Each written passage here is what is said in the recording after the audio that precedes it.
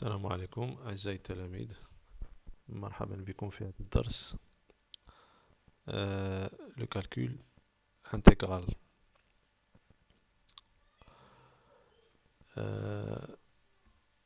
Premier paragraphe,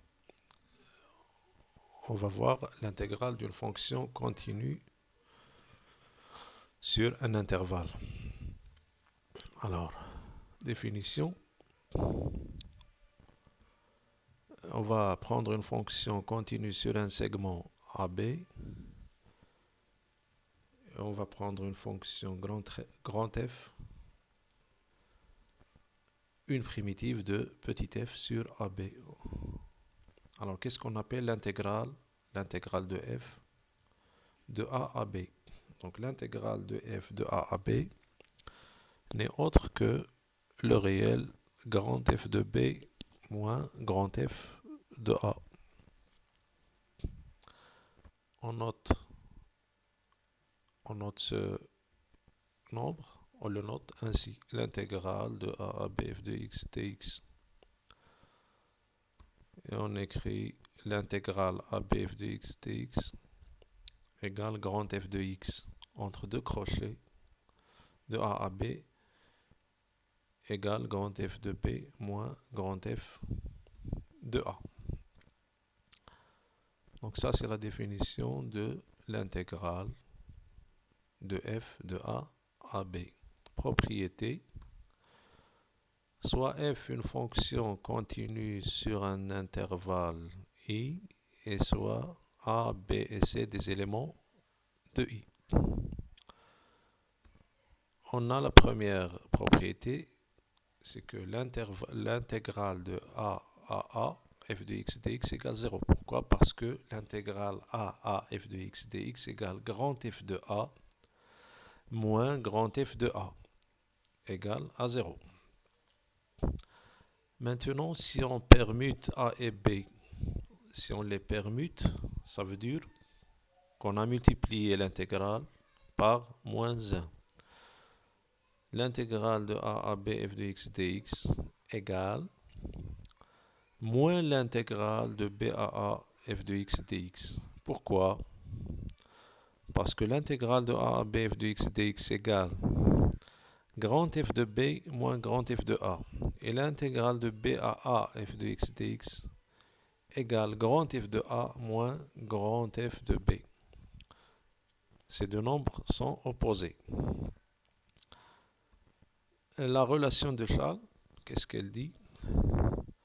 L'intégrale de A à B f de t dt plus l'intégrale de B à C f de t dt égale l'intégrale de A à C f de t dt. C'est ce qu'on appelle la relation de Charles.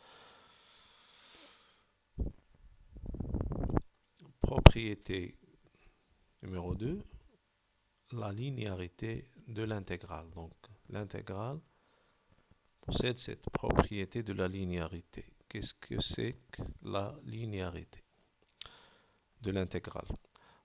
Donc on va prendre deux fonctions f et g qui sont continues sur un segment AB et soit k un réel quelconque. Alors, on a l'intégrale de A à B f de x plus g de x dx égale l'intégrale de A à B f de x dx plus l'intégrale de A à B g de x dx. Ça veut dire que l'intégrale de la somme est égale à la somme des deux intégrales. On a aussi l'intégrale de k fois f de x dx égale à k fois l'intégrale de A à B f de x dx. Lorsque un nombre réel qui ne dépend pas de x est multiplié par une fonction, alors l'intégrale de ce produit, dans cette intégrale, on peut faire sortir le nombre qui est multiplié par la fonction par f de x. Alors c'est ce qu'on appelle, ces deux assertions résument ce qu'on appelle la linéarité de l'intégrale. Maintenant, soit f est chez deux fonctions continues sur un segment AB, alors si quel que soit x appartenant à AB f de x supérieur ou égal à 0, alors l'intégrale de f de x dx est aussi supérieure ou égale à 0.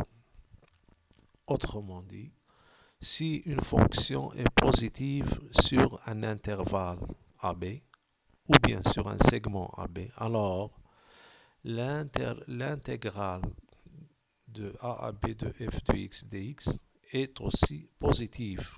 Positive. Donc si la fonction est positive, son intégrale sur ce segment est aussi positive. À condition bien sûr que a est inférieur ou égal à AB. Lorsqu'on parle du segment AB, donc automatiquement A est inférieur ou égal à B.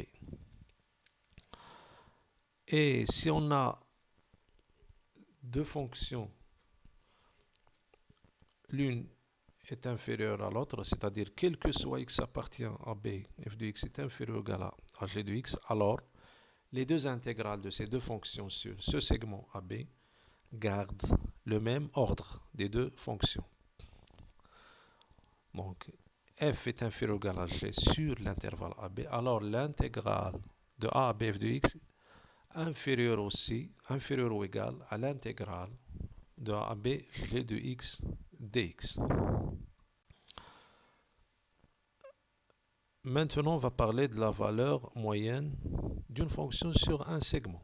Alors, la valeur moyenne d'une fonction. Pour toute fonction continue sur un intervalle AB, il existe au moins un élément C dans le segment AB, tel que f de C égale 1 sur B moins à l'intégrale AB f de x dx. Donc ça, c'est une propriété. Quelle que soit la fonction continue sur un intervalle AB, ou bien un segment AB, il existe au moins un élément C dans AB tel que f de C égale 1 sur B moins à l'intégrale AB f de x dx. Alors ce nombre, il s'appelle comment? Il s'appelle la valeur moyenne de f sur AB. On passe maintenant à l'intégration par partie. Alors, on va prendre deux fonctions u et v qui sont dérivables sur un segment AB, telles que u' et v' sont continues sur AB. On a l'intégrale de a à b u' de x, v de x dx égale u de x, v de x de a à b moins l'intégrale de a à b u' fois v' de x dx. Donc, cette technique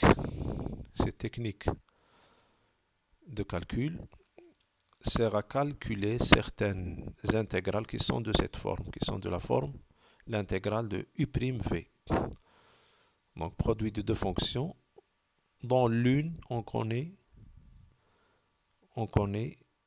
l'une de ces primitives. Alors, est égale à quoi? Cette intégrale est égale à l'intégrale, la primitive de u fois v, on garde v, moins l'intégrale, on garde la primitive qu'on a déjà trouvée et on dérive la deuxième fonction v. On passe maintenant aux applications. Exercice 1. Calculer les intégrales suivantes à l'aide du tableau des primitives usuelles. On va calculer les intégrales suivantes en utilisant les primitives. Et pour trouver les primitives de ces fonctions, on va s'appuyer sur le tableau des primitives usuelles qu'on a déjà vu dans le cours des fonctions primitives. Alors, solution.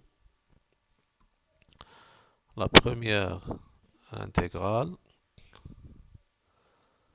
l'intégrale 0,3 4x plus 1. Donc 4x plus 1, c'est la dérivée de quelle fonction? C'est la dérivée de quoi? De 2x carré. La dérivée de 2x carré plus x. la dérivée de 2x carré plus x est égale à 4x plus 1. Entre 0 et 3, la substitution nous donne 21. On passe à l'autre intégrale, l'intégrale de 0 à 1, 6x fois 1 plus x carré à la puissance 3. Donc est égal à 3 fois l'intégrale 0 à 1, 2x. 3 fois 2 égale à 6. 3 fois l'intégrale 2x fois 1 plus x carré à la puissance 3. Donc on constate que la dérivée de 1 plus x carré, c'est quoi? C'est 2 fois x. On a donc la forme u' fois u à la puissance 3. Donc on sait que une primitive de u' fois u à la puissance n, c'est quoi? C'est 1 sur n plus 1 fois u à la puissance n plus 1, avec u une fonction qui est dérivable bien sûr. Donc, une primitive qu'on va prendre, c'est quoi? C'est 1 plus x carré à la puissance 3 plus 1 qui est égal à 4 sur 3 plus 1 qui est égal à 4, le tout fois 3, entre 0 et 1 qui est égal à 45 sur 4. L'autre intégrale, l'intégrale 0,1, 1 sur x plus 1. Donc 1 c'est quoi? C'est la dérivée de x plus 1. On a la forme u' sur u. On sait que u' sur u n'est autre que la dérivée de ln valeur absolue de u. Ln de la valeur absolue de u. Donc, la primitive qu'on va prendre, c'est quoi? C'est ln valeur absolue de u entre 0 et 1 qui est égal à ln de 2 moins ln de 1 est égal à ln de 2. Donc, juste une remarque, on peut ne pas écrire la valeur absolue, c'est-à-dire on peut enlever la valeur absolue parce que x plus 1 est positif est strictement positif sur l'intervalle 0, 1. L'autre intégrale, elle est similaire à celle qui la précède. Donc, l'intégrale 0, 1 ex sur ex plus 1 est égal l'intégrale 0, 1 ex plus 1 prime. La dérivée du dénominateur, c'est quoi? C'est le numérateur. Donc la dérivée de ex plus 1, c'est ex. Donc on a bien la forme u' sur u. Et là, pour primitive, ln valeur absolue de u. On peut écrire, comme tout à l'heure, ln ex plus 1 sans valeur absolue parce que ex plus 1 est strictement positif. Donc est égal à ln e plus 1 moins ln 2. L'autre intégrale, l'intégrale 0,1 exponentielle moins 2x plus 1 est égal, on va multiplier par moins 2 et diviser par moins 2. Donc, est égal à moins 1 demi fois l'intégrale 0,1 moins 2 exponentielle moins 2x plus 5 égal à moins 1 demi fois l'intégrale 0,1 moins 2x plus 5 prime fois l'exponentielle moins 2x plus 1. Donc, moins 2x plus 1 prime, c'est quoi? C'est moins 2. Donc, on a u', on a une fonction qui s'écrit sous la forme u' exponentielle u. Et on sait une primitive de cette fonction, c'est quoi? C'est exponentielle moins 2x plus 1 tout simplement. Parce que ça, cette fonction, c'est la dérivée de exponentielle moins 2x plus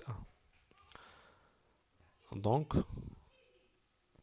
l'intégrale est égale à moins 1 demi fois l'exponentielle moins 2x plus 1 entre 0 et 1, qui est égal à moins 1 demi fois E3 moins E5. L'autre intégrale, l'intégrale moins 1, 0, x exponentielle moins 2x carré plus 5 égale moins 1 sur 4 fois l'intégrale moins 1, 0, moins 4x fois l'exponentielle moins 2x carré plus 5. Donc on a multiplié par moins 4, on a divisé par moins 4. pour faire apparaître moins 4x qui est la dérivée de moins 2x carré plus 5. Donc, on va donc avoir la forme u' exponentielle u, qui a pour primitive exponentielle u.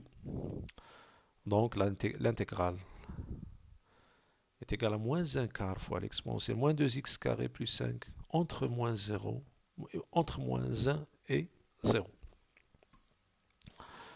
qui est égal à moins 1 quart fois E5 moins E3. L'autre intégrale, l'intégrale E de E à E carré, 1 sur x ln x. On sait que 1 sur x, c'est quoi? C'est la dérivée de ln x. Donc on a la forme u' sur u. C'est quoi? Et elle a quoi comme primitive? C'est quoi? Donc ln' de x sur ln x, c'est la dérivée de quoi? C'est la dérivée de ln valeur absolue de ln x entre e et e carré qui est égal à ln de 2. On passe maintenant à l'autre intégrale. L'intégrale. Alors, calculons maintenant l'intégrale 0,2 de la valeur absolue de x carré moins 1 dx. Donc, puisqu'on a la valeur absolue, donc on ne peut pas trouver une primitive de cette fonction. Il faut d'abord déterminer le signe de x carré moins 1 pour pouvoir écrire cette fonction sans valeur absolue. Donc le tableau de signe de x carré moins 1 est sur 0,2 et le suivant. Donc il s'annule en 1.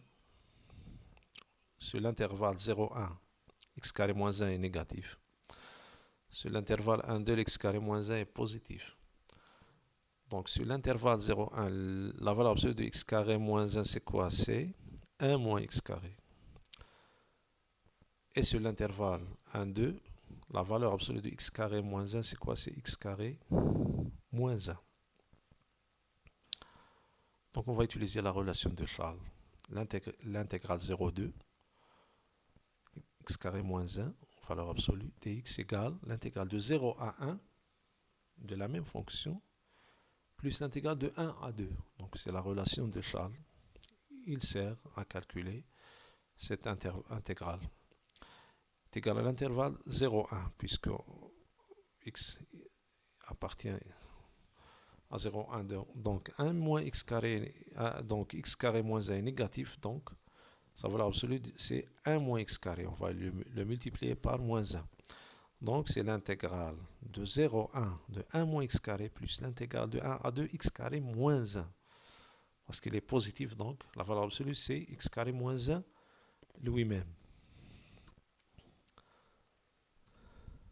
Donc on va substituer, on trouve que cette intégrale est égale à 2.